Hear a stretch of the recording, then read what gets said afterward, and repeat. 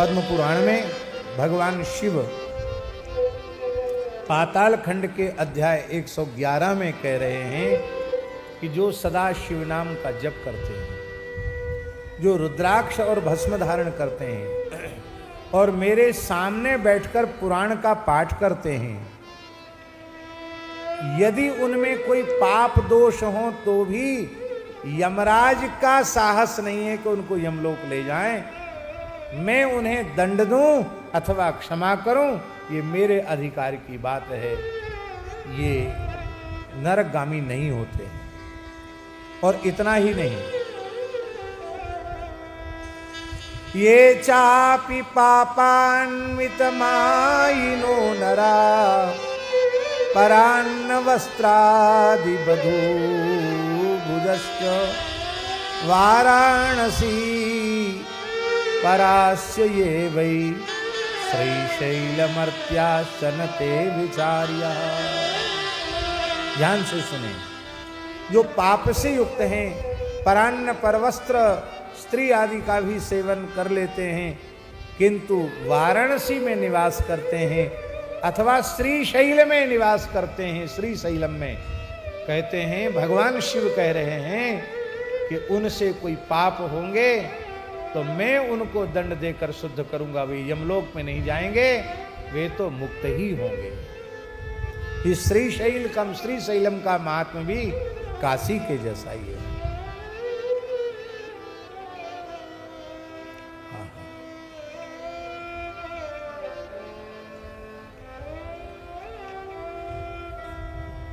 और महाराज जी लिखा है, अब सुन लो, आपको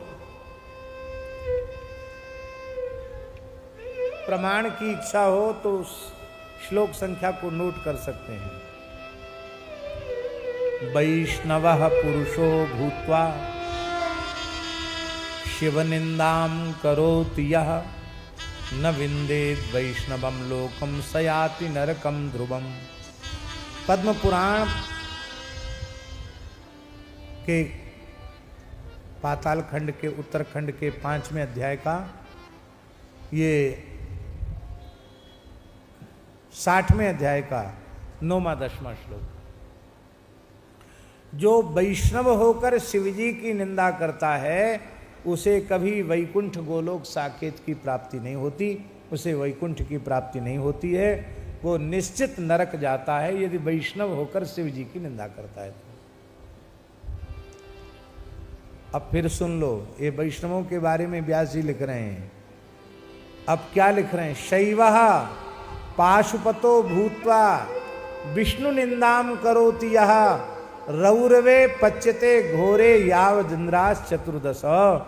जो शैव होकर, लिंगायत होकर, पाशुपत होकर, वीर शैव होकर विष्णु निंदा करता है, वैष्णव की निंदा करता है, वो जब तक 14 इंद्रों का कार्यकाल है तब तक रौरव नरक में उसको पड़े रहना पड़ता है। ये हमारे बनाए हुए श्लोक नहीं है, इसलिए हम अध्याय श्लोक संख्या भी आपको बता रहे हैं।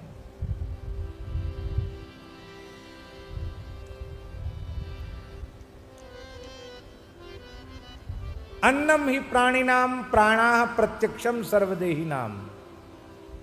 प्रत्यक्ष प्राण अन्न ही हैं, इसलिए तस्मादन्न प्रदो यस्तु प्राणदस्य निगद्यते।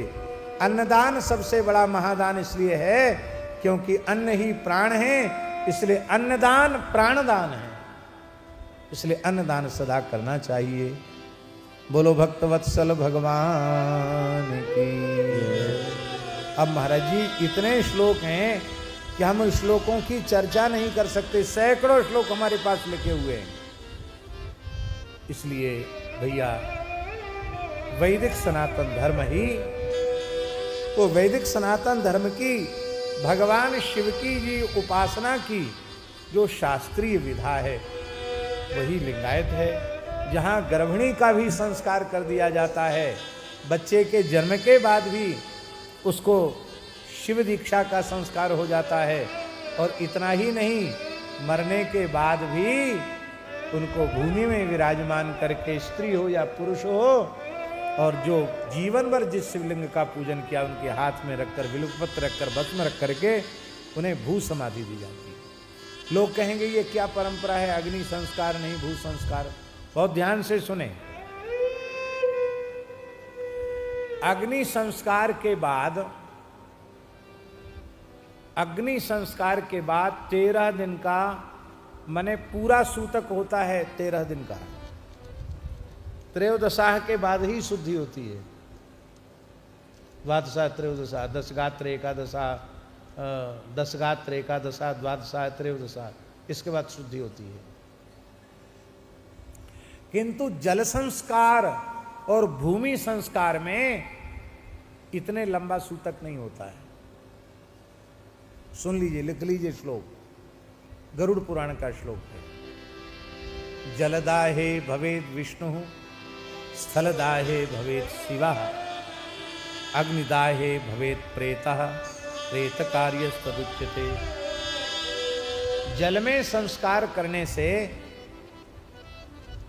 मृतक विष्णु रूप हो जाता है, भूमि में संस्कार करने से मृतक शिव रूप हो जाता है, और अग्नि में संस्कार करने से वो प्रेत रूप होता है। इसलिए दशगात्र तक उसको प्रेत कह करके ही पिंड श्राद्ध आदि दिया जाता है, बाद में फिर वो मुक्त होता है। अब लिंगायतों में परंपरा है कि वो सच्चे लिंगायत जो कट्टर, कि वो बिना शिवजी का अर्चन किए जल भी नहीं पिएंगे। तो भैया 2 दिन 3 दिन तो निकाल सकते हैं, फल खा करके कैसे भी निकाले जा सकते हैं, लेकिन क्या इतना लंबा समय बिना खाए पिए निकाला जा सकता है? वे शिव पूजा से दूर होंगे नहीं, तो इसलिए 3 दिन में ही उनकी शुद्धि हो जाती है। पर शिवजी के प्रति अनन्य भक्ति होगी तो सूतक नहीं लगेगा। ये शिव पुराण में लिखा है, हमने दूसरे दिन की कथा में शिव पुराण में ये बात कही थी। खान पान शुद्ध रखना पड़ेगा, आचरण पवित्र रखने पड़ेंगे, तभी भगवान शिव प्रसन्न होंगे आपके ऊपर और आप पर कृपा करेंगे। बोलो भक्तवत्सल भगवान की जय। हाँ, लिंगायत कोई बुरा नहीं माना हमारी बात का। लिंगायत परंपरा का व्यक्ति कितना सरल, सहज, निर्मल और उदार होना चाहिए, ये प्रेरणा श्री वेंकटेश स्वामी जी से लेनी चाहिए। आप परंपरा से लिंगायत हैं और दत्त भगवान विराजमान हैं, देवा दत्ता कीर्तन होता है, और जितनी आपकी शिव नाम में प्रीति है उतनी ही राम नाम में प्रीति है। जितनी प्रीति भगवान शिव में है उतनी ही प्रीति श्री पंढरीनाथ जी में है। ये है। जब पंढरपुर में भगवान आकर विराजे, इन्हीं ने बताया हमको, तो सब देवी देवता, बड़ी भीड़ लगी थी भगवान के दर्शन की। भोले बाबा दौड़े दौड़े आए दर्शन के लिए पंढरीनाथ जी के पंढरपुर में। तो पार्वती जी को कहा कि तुम्हारा वाहन सिंह है, सब भक्तों की भीड़ घबरा जाएगी शेर देख के, तुम यहीं रहो, बाद में दर्शन करना, भीड़ खत्म होने दो। तो पार्वती जी को दूर ही छोड़ दिया। नंदीश्वर को हनुमान जी के पास छोड़ दिया, वहां रहो तुम। गणेश जी, कार्तिकेय जी को भी छोड़ दिया और दौड़े, अकेले गए, सबको छोड़ दिया शंकर जी ने पंढरीनाथ जी के दर्शन के लिए। दौड़े गए तो पंढरीनाथ जी इतने खुश हो गए भोले बाबा से, बोले आओ आओ, गले लगाया, उठा के सिर पे बिठा लिया। आज भी पंढरीनाथ भगवान के मस्तक पर साक्षात शिव जी विराजमान है। बोले आप हमारे मस्तक पर विराजो। आपने गंगा जी को जटाओं में रखा, हम आपको ही अपने सिर पे रखते हैं। आज भी उनका मस्तक शिवलिंग का मुकुट शिवलिंग ही है, और उन पर नित्य बिल्वपत्र चढ़ाया जाता है, त्रिपुंड धारण होता है, नित्य उनका अभिषेक होता है, रुद्र सूक्त से अभिषेक होता है। आज भी पंढरीनाथ जी के मस्तक पर शिव जी विराजमान है? हाँ, परब्रह्मलिंगम भजे पांडुरंगम। हाँ, क्या करें, परब्रह्मलिंगम भजे पांडुरंगम। ये है हमारे भारतवर्ष की उपासना पद्धति। तो हम पहले ही कह चुके हैं कि समय पूरा होता है, दिन पूरे होते हैं, और कथा पूरी होती नहीं है। पर दूसरी बात हम ये कहते हैं कि कथा कभी अधूरी रहती नहीं है, कथा सदा पूरी होती है। क्यों? हम अपूर्ण की कथा कहें तो वो अपूर्ण रहेगी, और हम परिपूर्ण की चर्चा कर रहे हैं तो वो अपूर्ण कैसे रह सकती है? भगवान शिव तो स्वभाव से ही परिपूर्ण हैं, अनंत हैं, अखंड हैं, अभेद्य हैं, अछेद्य हैं, निर्गुण, निर्विकल्प, निष्कल, निरंजन पर ब्रह्म स्वरूप हैं, परिपूर्ण हैं, परिपूर्णतमं शांतम। ऐसे भगवान शिव का मंगलमय स्वरूप है। तो उन भगवान शिव के संबंध में जो कह दिया जाएगा और जितना कह दिया जाएगा वह अपने आप में परिपूर्ण ही होगा। इसलिए आप लोग ऐसा समझें कि कथा अधूरी नहीं, कथा पूरी है। यद्यपि हमको स्वामी जी ने नहीं बोला कि आप 3-4 घंटे बोलो, और हमको फोन भी आ रहे हैं। हमारे जगदीश बाबूजी ने कहा कि आप ठीक नहीं कर रहे हो, लंबे लंबे बैठ रहे हो और बहुत ज़्यादा बोल रहे हो, लगातार बोल रहे हो, ये ठीक नहीं है, फिर हॉस्पिटल जाना पड़ेगा।